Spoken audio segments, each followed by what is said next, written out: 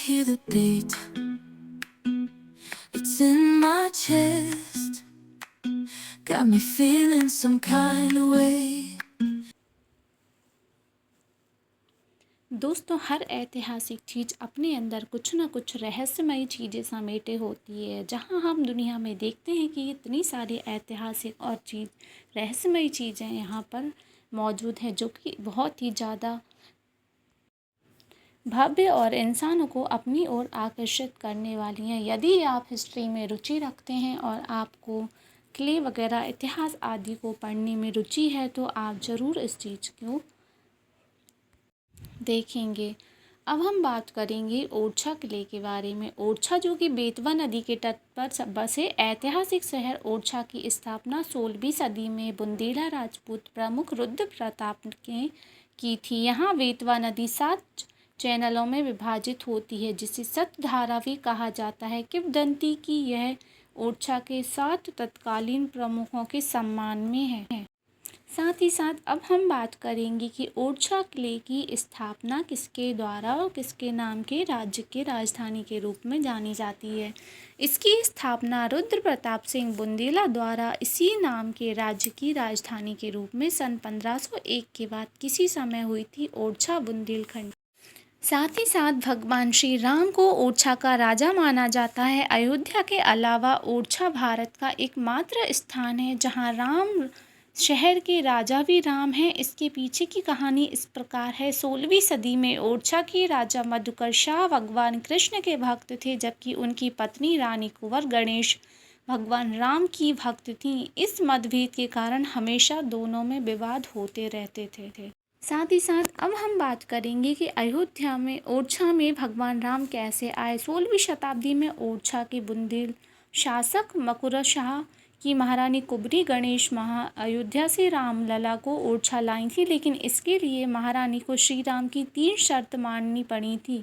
पौराणिक कथाओं के अनुसार जब ओरछा के शासक मधुकर शाह कृष्ण भक्त हुआ करते थे और उनकी पत्नी रानी कुबरी गणेश राम भक्त।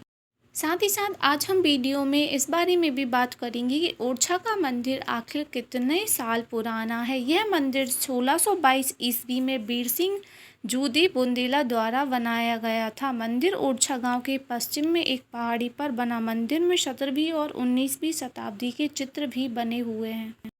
जितना प्रसिद्ध ओरछा का किला और वहाँ की और ऐतिहासिक चीज़ें, वहाँ का झरना आदि हैं, उतना ही प्रसिद्ध राजा राम मंदिर भी है।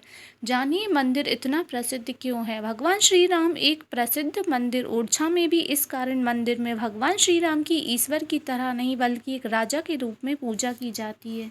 16वीं शताब्दी का मंदिर। इस मंदिर का निर्माण 16वीं शताब्दी में हुआ। हल्के धूमिल लाल रंग की गुंबदों वाला यह भवन ओरछा के बुंदेल शासक मधुकर शाह की रानी कुंवरी गणेश का महल था।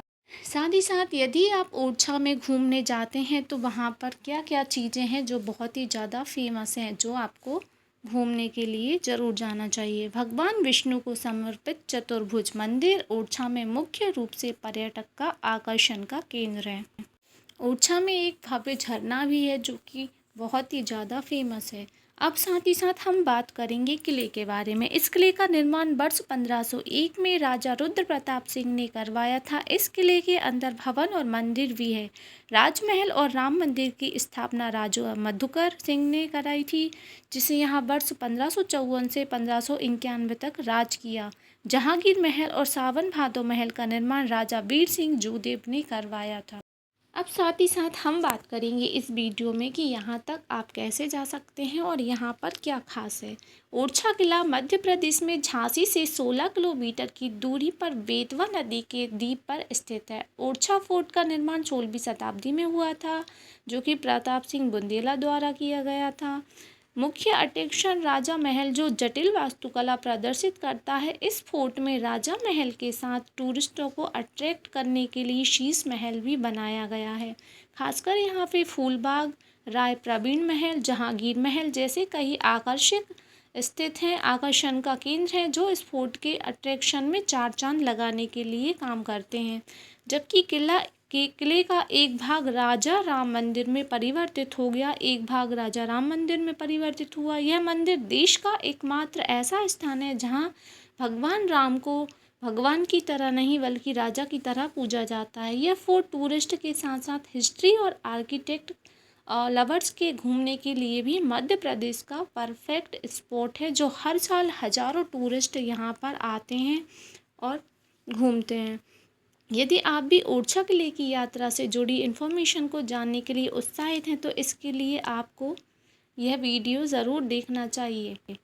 साथ ही साथ क्या आप जानते हैं कि ओरछा किले की वास्तुकला में बुंदेलखंडी और मुगल प्रभावों का मिश्रण देखने को मिले, ना कि केवल देखने को मिलेगा बल्कि सुंदरता के लिए भी इसकी बुद्धिमान इंजीनियरिंग के लिए भी सराहना की जाती है। राजकीय निवासों में बालकनियाँ, जालीदार खिड़कियाँ, देवताओं के भित्ति चित्र के साथ अन्य पेंटिंग और बड़े बड़े मंडपों को छत पर लगाया गया है। बता दें, ओरछा फोर्ट का सबसे आकर्षक राजा महल की वास्तुकला ओरछा की प्राचीन वास्तुकला शैली पर आधारित है। इस मंदिर की दीवारों पर देवी देवताओं के साथ साथ पशुओं और लोगों की पेंटिंग्स भी बनी हुई हैं, जबकि ओरछा फोर्ट परिसर के अंदर स्थित शीश महल में नक्काशीदार छत वाला आकाश कक्ष मौजूद है, जिसे वर्तमान में एक होटल में कन्वर्ट कर दिया गया है। जहांगीर महल एक वर्गाकार संरचना है जिसमें मुस्लिम और राजपूत दोनों शैलियों को आप देख सकते हैं। कहा जा सकता है यह महल 2 मंजिला इमारत है जिसमें एक छोटा सा आर्कोलॉजिकल म्यूजियम भी स्थित है। इस किले को एक और खूबसूरत हिस्सा फूलबाग है जिसे काफ़ी उचित ढंग से बनाया गया। इस बाग में पानी के फव्वारे भी एक रेखा का केंद्र है। महल मंडप में समाप्त होती है। इसमें 8 खंभे भी स्थित हैं।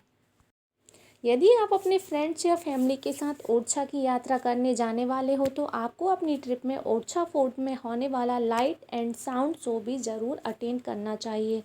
यह आपको काफ़ी अच्छा लगेगा। साथ ही साथ ओरछा फोर्ट टूरिस्ट की विजिट के लिए सुबह 9 बजे से शाम 6 बजे तक ओपन होता है। यदि आप ओरछा किला घूमने जा रहे हो तो किले की पूर्ण यात्रा के लिए कम से कम 2 से 3 घंटे का समय आपको अवश्य लगेगा। यदि आपको सारी जानकारी अच्छे से चाहिए और अच्छे से सारा किला घूमना है तो इतना समय आपके पास होना चाहिए। साथ ही साथ ओरछा से जुड़ी एक दिलचस्प कहानी भी है। ओरछा में रहे एक 80 साल के बुजुर्ग बिंदा बताते हैं कि सन 1688 में एक खंगार सेनापति पहाड़ सिंह प्रति राय व महिला हीरा देवी के भड़कावे में आकर राजा जुझार सिंह ने अपनी पत्नी चंपावती से छोटे भाई हरदौल को विष पिलाकर पतिव्रता की परीक्षा ली थी। विषपान से महज 23 साल की उम्र में ही जो हरदौल थे उनकी मृत्यु हो गई थी। ये बहुत फेमस कहानी है, आप लोगों ने कहीं ना कहीं ज़रूर सुनी होगी। साथ ही साथ बात करेंगे कि हरदौल आखिर कितने भाई थे। दिनमान हरदौल सिंह या लाला हरदौल भारत में बुंदेलखंड के एक हिंदू लोक देवता हैं। वह ओरछा के राजकुमार और महाराजा वीर सिंह देव के पुत्र और जुझार सिंह के भाई थे।